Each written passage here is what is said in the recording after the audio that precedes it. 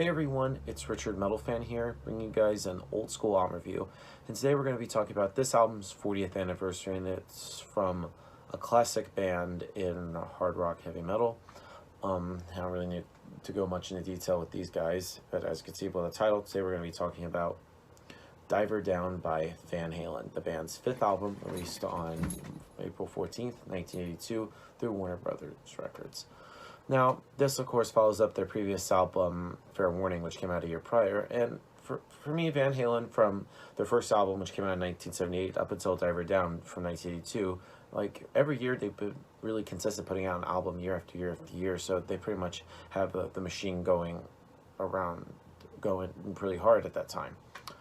But from what I heard, and this album, compared to, like, that classic David Lee Roth era, being the first 6 albums, this, a lot of people say they have like a problems with this, like it's probably their least favorite. And I remember, hell, even Eddie Van Halen, may he rest in peace, and Alex both say that this is their least favorite album. I can understand why. And from what I've heard, after the Fair Warning tour, the band wanted to take a little break and spend a lot of time writing and all that stuff. But I heard David Lee Roth came up with the idea of just starting off in 1982 with just putting out a single,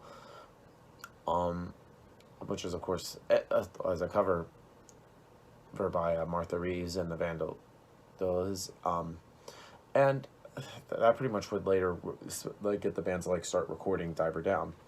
And this album, compared to Fair Warning, I feel like this album is a lot more lighter in many ways. I feel like it's almost kind of like a return to form in earlier albums, heavy. But this album, from what I've heard, I kind of have a little bit of complaints about it. Mostly about, like, this album is pretty much, nearly half the album is heavily relying on covers. Which, I mean, I don't really mind when bands do cover for songs, like, or just do, like, a song or two. But that from half your album, that's just kind of lazy in my opinion. And I feel like this album just barely is, like really short. It's only, goes barely clocking at, like, 31 minutes. Just 5 covers, and there's only like a couple instrumentals or short little like interludes, which that's the only gripe I have about it. I feel like they should have like toned down the interludes. But I will say, like, the musicianship on this album is pretty tight. One thing to note is, of course, David Lee Roth. I feel like everybody has a place to shine in its way. He pretty much has like that strut and kind of like showman-y type vocals. It's hard to describe his voice. And of course, Eddie Van Halen, the guitar work. I don't think there's really much to say about Eddie Van Halen that hasn't been said already by everybody. Has an iconic voice. Just once you hear his voice, you're just like, yeah, that's Eddie Van Halen for you. The bass on this album is a little bit audible. I think Michael Anthony does a great job on the bass, and drumming wise, Alex Van Halen does a great job like keeping the rhythm. So without further ado, let's dive into this album track by track. We get to a cover song, of course, originally done by Ray Davies, called "Where Have All the Good Times Gone." Now this pretty much starts off the album with an okay rocking tempo. Can't even speak today. And despite like Eddie's like great guitar tone that delivers night riffs, and like David's kind of like signature Animal House, I think it's a pretty solid start to start off this album. Then we move on to Hang 'Em High. Now, Hang 'Em High is a pretty good song, but in my honest opinion, I think there's like nothing special to it. I think David Lee Roth's voice sounds a little bit annoying after a while, so there's a good like little short instrumentals on this album here and there. Then we get to another short instrumental called Cathedral. It's really short, but in my honest opinion, I think it's pretty beautiful. I feel like it's a song to glorify Eddie's guitar skills, but it's kind of like different of like other classic songs like Eruption and Spanish Fly. And there's like organs and guitar combines, and this really makes you feel like that whole aesthetic of being in the cathedral. Then we get to Secrets, which I believe is one of the singles released from this album. Now, this, in my opinion, is probably like the best song on here, and I feel like this is pretty much the true talent of Van Halen is best showcased in this calm and subtle setting, which showcases like David's high melodic voice and sort of like Eddie's like crisp and biting guitar solo. And this song, I heard is like the lightest the band has recorded, and has the quality of being like really melancholic and hopeful. Next up, we get to another instrumental, which is called Intruder. Now, Intruder is full of pounding drums and almost kind of like weird guitar playing.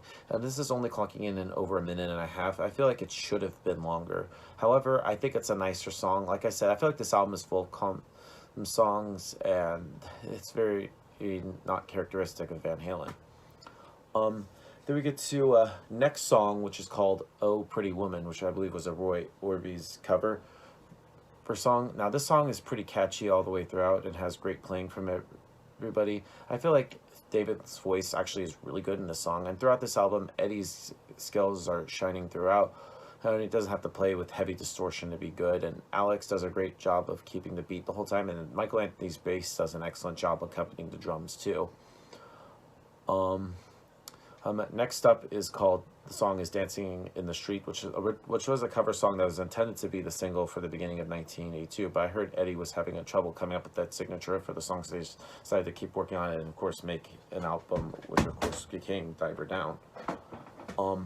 Next up is Little Guitars. Now this is kind of split into two parts. There's like Little Guitars intro, which is a short like 42-second instrumental intro with acoustic guitars, which nothing is too special. I don't know why they just didn't like merge it with the actual Little Guitars, but I feel like Little Guitars, the actual song, it starts off properly with a steady drum beat that is backed with like several riff variations before setting in with a choppy riff and interesting like rudiments and passages throughout here. Next up is Big Bad Bill is Sweet William Now. Now, this song kind of sounds very 50s like. I feel like it also has clarinet playing, of course, by Eddie and Alex's father, Jan Van Halen, and it's pretty good. It kind of is almost kind of like a very different song that Van Halen is known for. Next up is The Full Bug. Now, this pretty much finds Eddie again with his great guitar playing. Is very good and is a very bluesy rocker. And next up is the song Happy Betrayals, which is just another cover song. I can't forget who it was.